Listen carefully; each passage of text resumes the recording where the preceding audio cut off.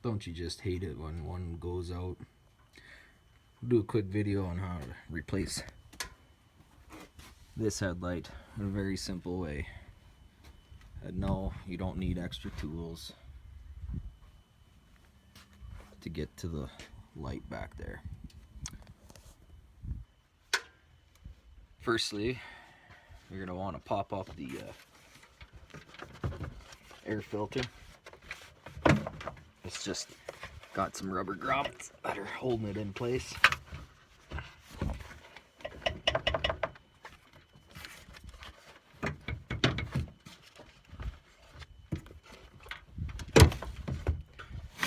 And there you have it, folks. Air filter is out of the way.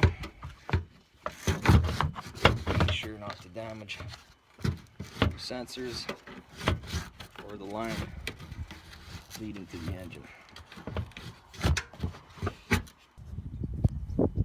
Now, as you can see,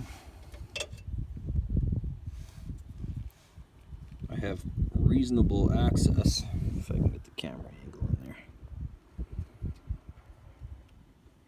to the light bulb. Come on, focus, focus. No.